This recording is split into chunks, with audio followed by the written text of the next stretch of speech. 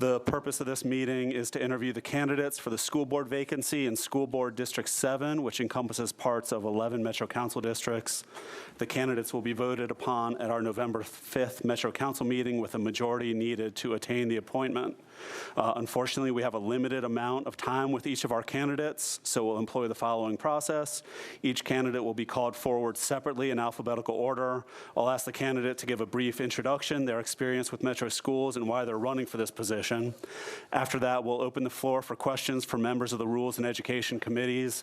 Out of respect for the only 8 minutes we get with each candidate, I'll ask that you dispense with the preambles and get right to your questions, which start with who, what, when, why, where, how. If you can't state your questions in a brief way, please submit it in writing to the council office. In addition, if we don't get to your question, please submit it to the council office. The questions will be composed into a document to email to the candidates, and we'll ask them to respond prior to our vote at the next meeting. In the interest of fairness, each interview will be cut off at 8 minutes, even if it's mid-question, because we're up against announcements in our council meeting.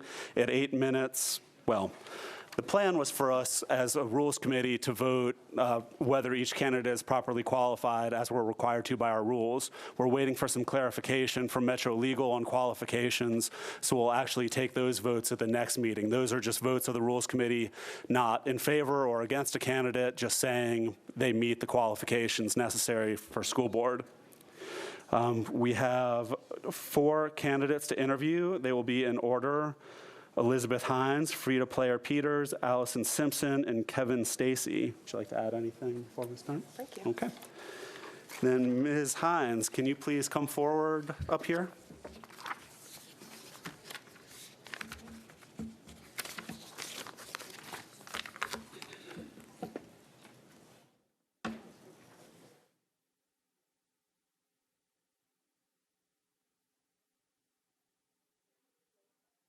Chair. Probably, yeah. Huh.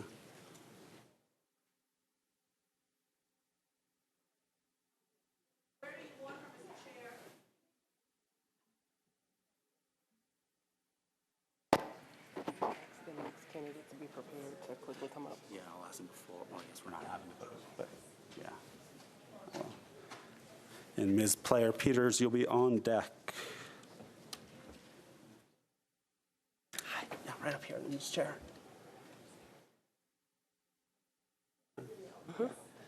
There's a microphone there for you. Oh, yeah. Sorry.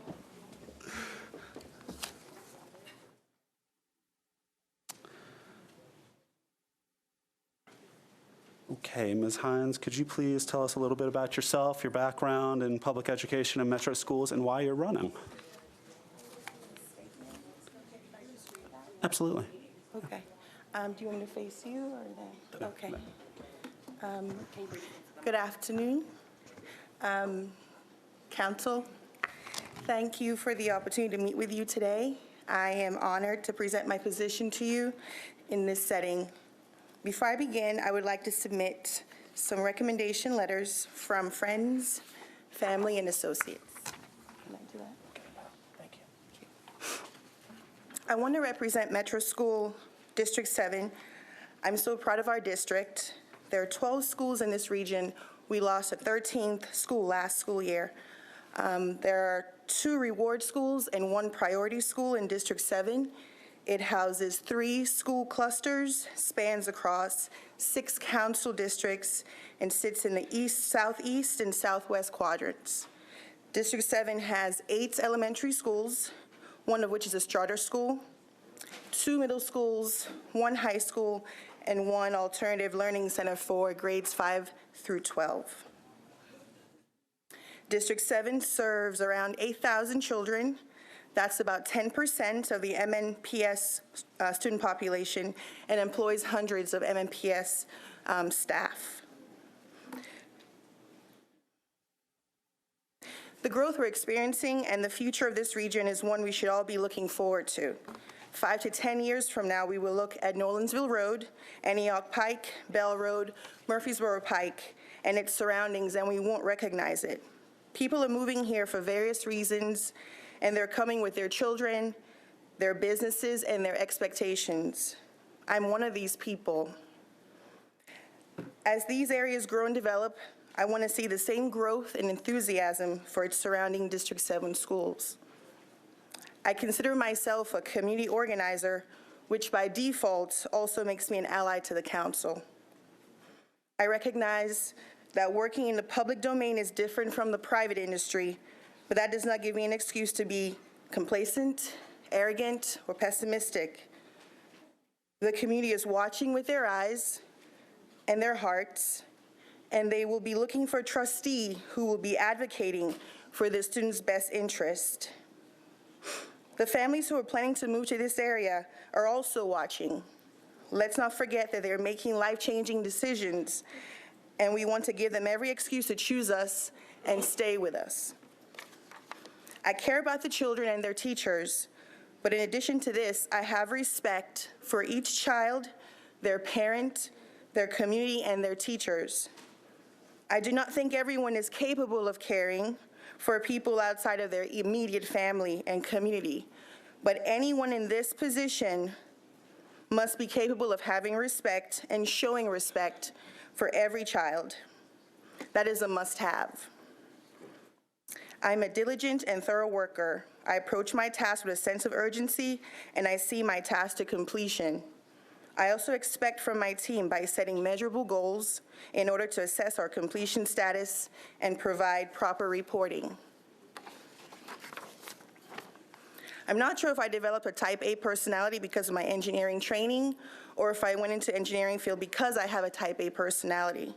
Either case, I am who I am, and I recognize the side effects of this personality.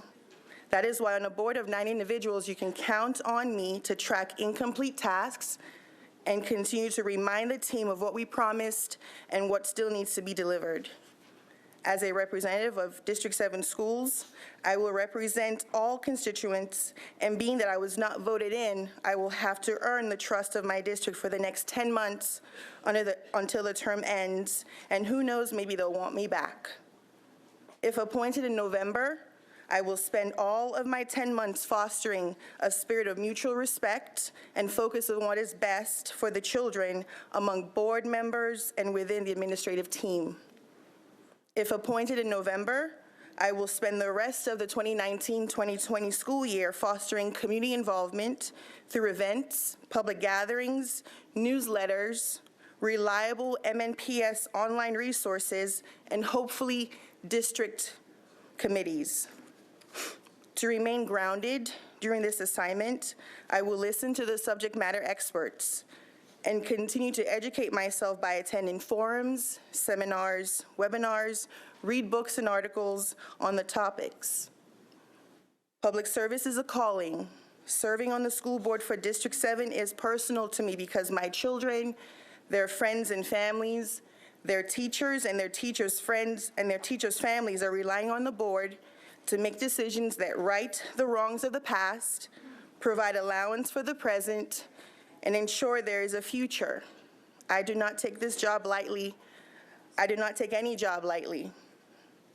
In the end, what I want is for every child who enters a school in District 7 return home every day a little better than when they came in. I appreciate the opportunity to speak with you, and if appointed, I look forward to working with each one of you and your colleagues. Thank you. Thank you, Ms. Hines. We'll open up for questions. Chair Porterfield. Thank you so much, Ms. Hines. What do you think is the biggest challenge facing Metro schools, and what can you do to improve the way the school board functions? The biggest issue facing Metro schools, I think you have each board member is tackling their own district, and I think they're working in a vacuum. I've had a chance to watch a lot of the school board meetings, and I don't see a team. I just see individuals trying to fix their own districts alone. And you said, what was, sorry, the other question? How can you improve how the board functions? I think by forming committees. I used to live in Fairfax County, and one of the main things the school board had, they had parent committees. Thank you, Chair Porterfield. Councilmember Toombs. Hi, Ms. Hines. You mentioned that you consider yourself to be a community organizer. What skills have you developed as a community organizer, and how do you feel those are applicable to the school board? When I lived in Virginia, I had a math tutoring business, as I do now here, and I worked with the children in that community. And I wasn't just a math tutor, I was also a coach. And I would visit the schools with them. I would have sit-down meetings with their teachers. I was their math mom. In doing that, I started noticing that families were struggling trying to get their kids from school to soccer and then from soccer somewhere else. And so I thought, okay, well, we have to figure out how to help our parents. And so when I moved here, which was 2 years ago, I got more involved with the PTA. I'm currently working with the parents at Paragon Mills to form a PTA. I took a fellowship this summer with Nashville Propel, where I learned a lot about schools in Metro. I also volunteered at the Good Day Neighbor Festival just a couple weeks ago in Antioch. I'm getting really involved with my neighborhood association. I volunteered this summer with some of the folks who are running for office. So I get around. Since I work part-time, my husband works full-time, I've been put in charge of the social aspect of our family. So I'm always out there figuring out what's going on. Thank you, Councilmember. Councilmember Suaro, we have about 30 seconds left. Well, in a quick way, if you can say our district is very diverse, with a lot of immigrant children dealing with a lot of issues. What are some of your interaction with that community, and what do you think specifically we can do for those kids?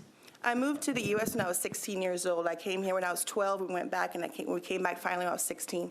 I live behind Plaza Mariachi. Thank you very I much. can send you my response. Thank you, Ms. Hines. I'm sorry about the shortness of time. Thank you very much. Appreciate you being here. Ms. Player Peters, right on cue.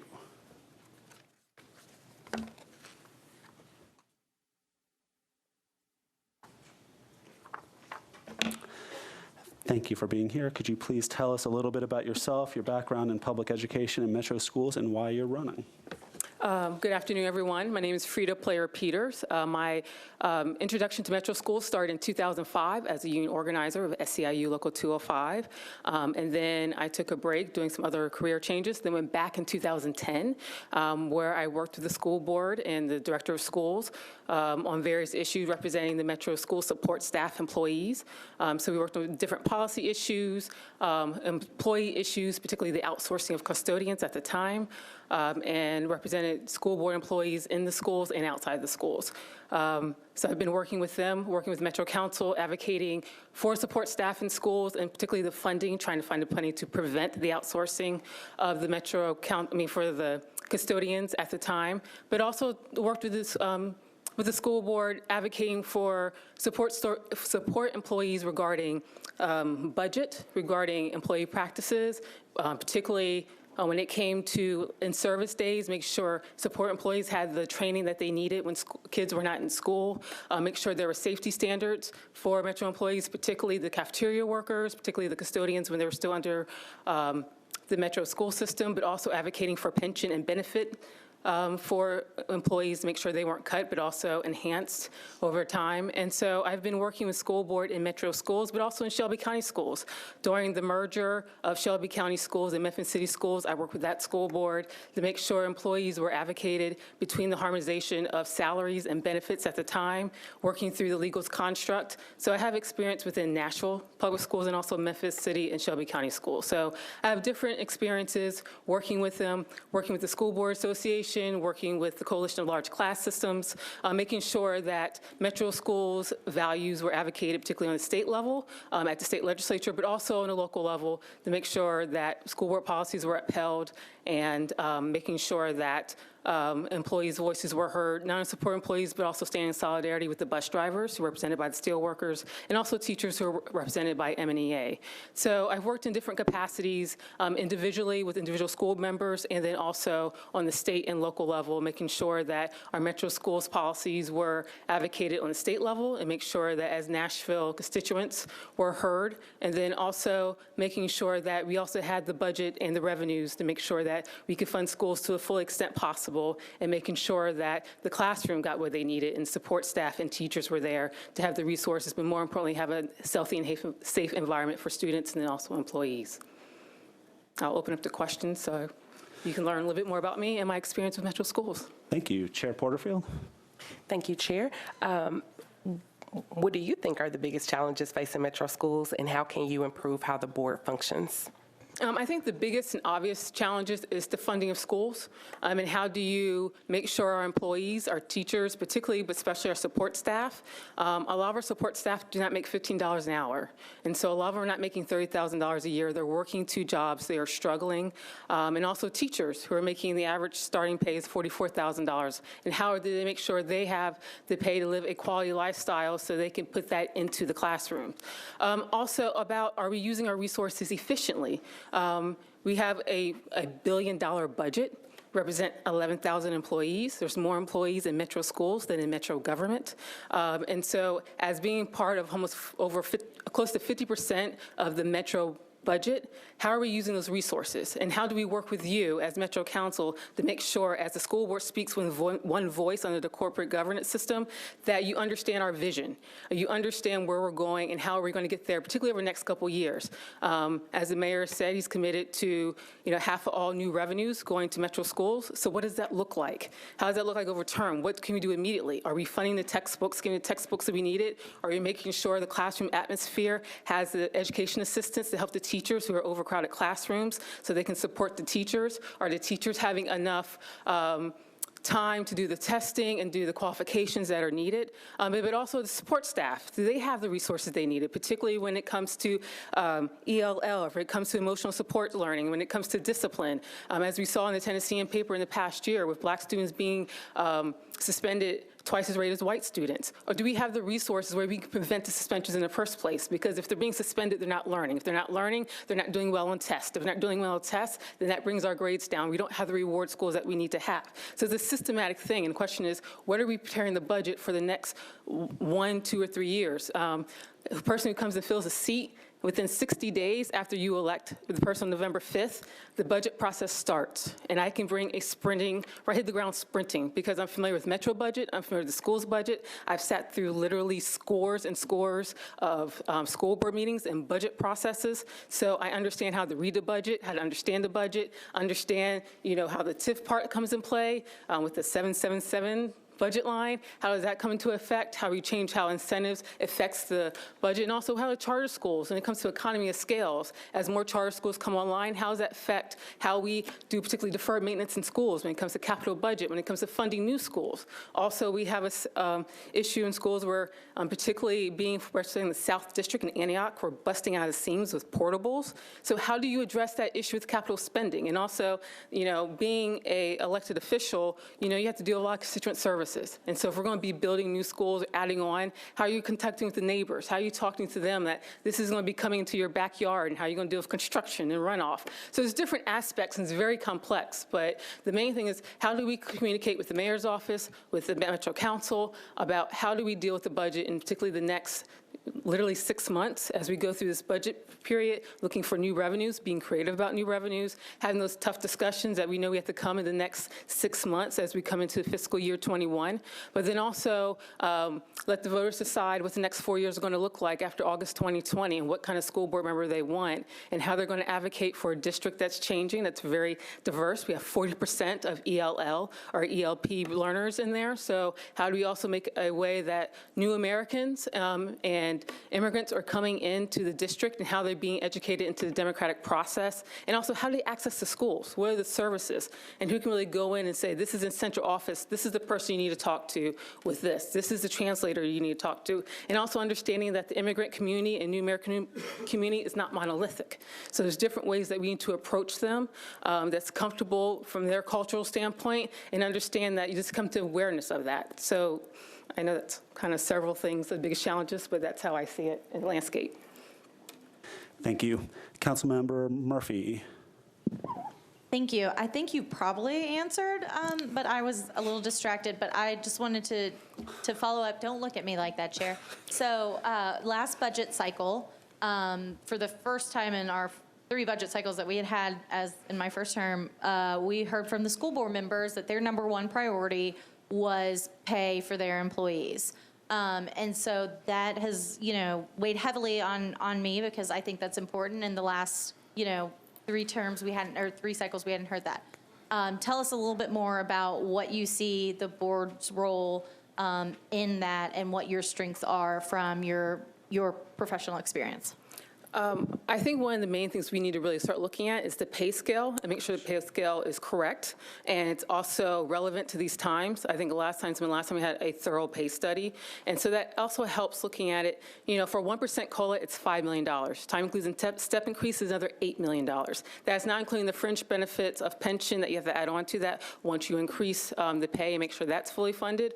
And so making sure we're looking at the total picture of that is not just simply a 1% COLA and 1% step. But if we're going to give a 3 or 4% COLA, you have to multiply that by 5 times and multiply the steps on top of that, if employees are working hard and they're doing the right thing and they're passing their evaluations, they're owed what they're due. And making sure that we have a plan that if we can't give the amount that we do, that we have a fully thought out path to do that.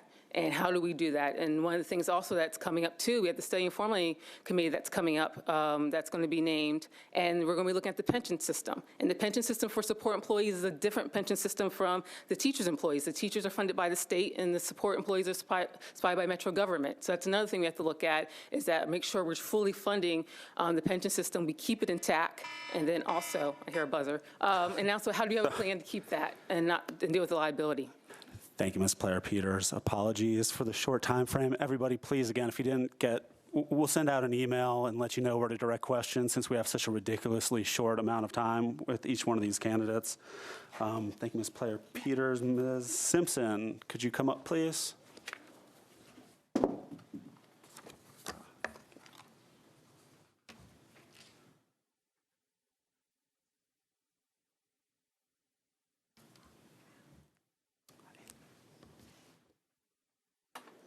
Thank you for being here, Ms. Simpson. Could you please tell us a little bit about yourself, your background in public education and Metro schools, and why you're running? Hi, as they said, my name is Allison Simpson. Good evening. Thank you so much for having me here today.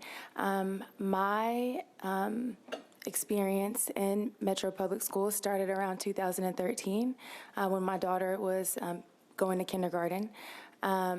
And just trying to find like a perfect school for her, and just trying to navigate the school system. After that, once my daughter went to kindergarten, I became involved within her school. Currently, I'm the PTO president at her school. This is my 2nd year. I also served in 2017 on the mayor's parent cabinet. Currently, I work with communities and schools, and have a really broad perspective of what teachers go through on a day-to-day basis, as well as barriers that students face. I also do a lot of community work within the schools in my community. I'm a reading clinic volunteer, also volunteer at Second Harvest. And yeah, that's pretty much it. Thank you. I'll open up for questions. Chair Porterfield. Thank you so much. What do you think are the biggest challenges facing Metro schools, and what can you do to improve how the school board functions? I think the biggest challenges that Metro schools are facing is, number one, teacher pay. Our teachers are the most important piece of the puzzle within our schools, and I feel like they aren't fully compensated. Also, just having a budget, just a budget to be able to provide resources within the school. And then also literacy. I feel like every parent wants their child to do well. And with the literacy crisis going on, it's it's very important that we address that issue. And I feel like the way that I can improve the school board is, I really feel like the school board is meant to kind of set a vision for community schools, just based on individual students' needs, the wishes of the voters, and the consensus of the community. And so the way that I would improve the school board is to just kind of jump on and, come up with a great idea to improve our schools. Thank you. If you were in the queue previously, it got cleared out, so please push your button again. Everybody looks so serious. Councilmember Cash. Thanks for your willingness to serve. We currently have an interim director of schools. Do you think that we should look for a permanent director of schools before next year's election or after? Oh, wow. That's a good question. I think probably after. I feel like we should let, Dr. Battle kind of serve out her time and see what type of work that she can do. And then, once we find the odd number school district school board members, then pursue looking for a new director of schools. Thank you, Councilmember. Councilmember Suara. Thank you for serving, stepping up to serve. My question is the same. The district is very diverse. We have a lot of immigrant kids, and a lot of them are dealing with a lot of issues, including immigration. So what specifically, we're talking about resources, you mentioned making sure the schools have resources. What specific do you think the school board can do to help these kids?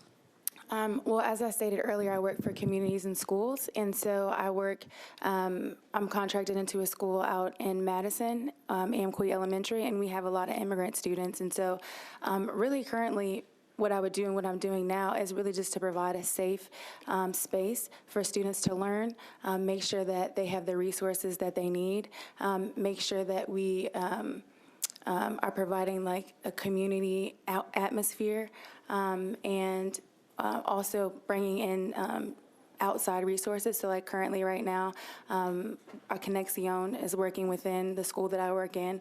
And so we're just providing a lot of resources for our Hispanic families. So yeah. Thank you. Any other questions for Ms. Simpson? Seeing nobody else in the queue, thank you, Ms. Simpson. Appreciate it. Thank you. And Mr. Stacy, could you please come forward?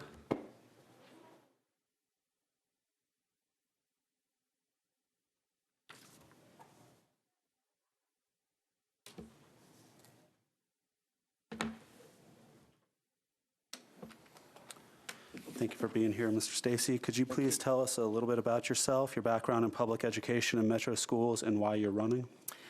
Yes. My education degree, I have an education degree. I graduated from Welch College. I have a master's degree in educational leadership. I have an EDS and also in school accountability. And I will be defending my dissertation in about another month with my doctorate from leadership in Trevecca. So pretty much my whole education career has been in education as well as my professional. In 2010, I was an EL teacher with Williamson County Schools. I came to Metro Nashville Public Schools, 2000 with Williamson County Schools. 2010, I came to Metro Schools as a coordinator for the EL department, moved to the position of director of curriculum for the English language learner department, and then I was the executive director. When I was the executive director for Metro Schools, we raised the percentage of language growth from 62% to 79%. One of the largest increases we've asked for money, fiscal, was right before Sean Joseph, superintendent, came. We asked for $10 million. And with that $10 million, we actually increased our achievement. Money went to technology in schools, after-school programming, summer school programming. So not only have I been in education, I've been very much a person of action, a person of getting in and really trying to understand the department, trying to understand our community, trying to work with our community and getting the needs met that we needed. We did a lot of listen and learns in our ethnic communities where we would go to the Salahuddin Center with the Kurdish and understand what do we need to be doing better as a school system. We went to the Sunni and the Shiite Muslim centers and asked those same questions. We went to the Egyptian churches and asked those questions as well. So as a person who loves diversity, I've been in those communities. I understand those communities. I've also been a person who has studied another language in another culture, Uzbek. I lived in Uzbekistan. So not only I've taught and been a director of an administration, but I've been in their shoes. And then also, too, as a teacher, I can't overemphasize, that's the biggest piece right there, being a teacher. I was a teacher officially from 2000 to 2009. I had started my career in regards to 1994 with my first year before I went overseas in Cheatham County teaching reading. But that's where the heart is teaching. And the thing about looking for why do I want to be on the board, there's three things. One is culture. John Hattie, who is a researcher, looked at 95,000 studies. With those 95,000 studies that include 300 million students, one of the things that he said that was the biggest impact, the biggest effect for our education system today is, number one, teachers understand achievement. That was a 1.57 effect.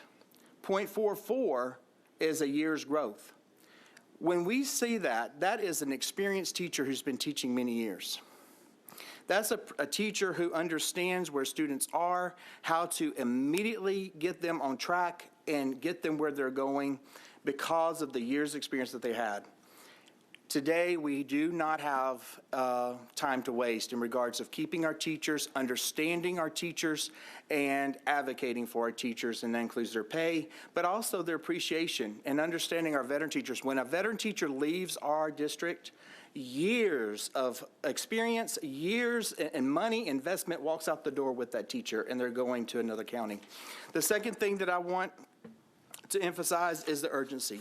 75% of our students in Metro Nashville Public Schools are not on target or proficient in reading. 82% are not proficient and on target in math.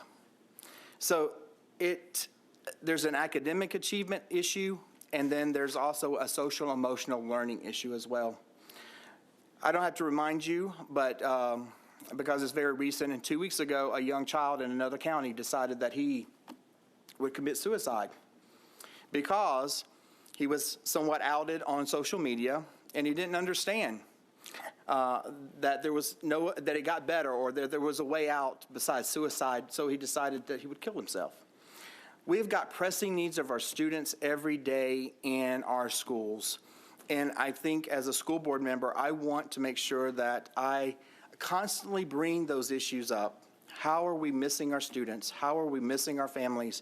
On Friday, let's make sure that we tell our students we're going to miss you if we don't see you back on Monday. So there's a social emotional effect as well as a school board member. And when we look at all this together, as we tackle achievement and as we tackle social emotional learning, how do we bring the board, how do we work together as a board that looks like we have good culture, that we want to work together, that we're excited to work together? How do we work together with Metro Council? And as we look at budgets and as we plan together and really think about our future for our schools, and as we plan, how do we address the absolutely needed things in the budget, and then we take those things out and begin to say, okay, what's the fluff in the budget? So when we come to Metro Council, we have a well-oiled machine budget that you can ask questions about it. We can directly tell you exactly what, when, where, how, why we're giving money, and what that money is going to, and the effect of that money. So as I tell you about John Hattie's studies, we can look at that and measure those types of things and what the school's doing. What types of effects are we getting out of that? Is it a 1.4 effect, or is it a 1.57 effect? Well, let's put money in those higher types of effects that we know will get 2-year growth from our students as well. Thank you. Councilmember Sepulveda? Thank you, Chair. What is your stance on ICE agents coming into metro schools and asking for student records? Oh, it's absolutely not acceptable. A school, I believe that as educators, just as, in fact, I wrote this down because this is in my notes, the Hippocratic Oath to doctors says this: I will remember I do not treat a fever, a chart, a cancerous growth, but a sick human being. In schools, as educators, we have to remember the same thing. I will remember I do not treat a test result, I do not treat a grade, but I treat a child with a dream. And as we look at every child in this district, and it's all about the students, as we look at the children in this district, they all have dreams. It is up to every council member here, it's up to every school board member to make sure that that dream is promoted. And if someone comes in and wants to rob them of their dream, then they're not allowed, they're not accepted, it's not welcomed. Thank you. Councilmember Cash? Thank you. You mentioned in your introduction fluff in the school budget. Can you identify some? Being on the other side of the curtain, as departments, we plan, but seldom do we plan together. We're not brought together in some ways to look at, if I'm spending money with title money, and this department is spending money with title money, why can't we combine some of that money to look at one program instead of 4? What's really aggravating to a teacher and why they want to leave is because when you have this initiative this year, this superintendent brings this initiative, and then this superintendent brings this initiative, what we're forgetting is to take things off their plate. And all those things, $5 here, $10 here, $20 here, add up. So little programs add a lot of money to that's what I call fluff. Let's put money into a robust program that can help lots of students and identify those needs. And we've got to really begin to look at our school district about micro-analyzing student data. So not just EL. Oh, no. Their EL is one category, but EL, there's refugees. Oh, wow. Oh, yeah. Thank you. Thank you, Mr. Stacy. Thanks for being here.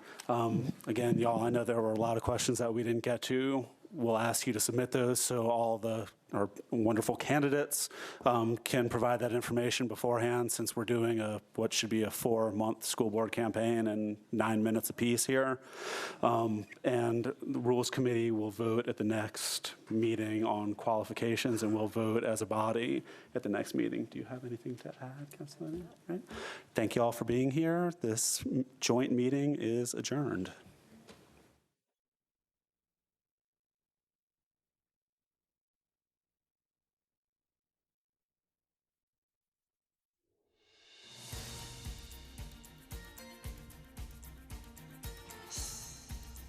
This has been a service of the Metro Nashville Network.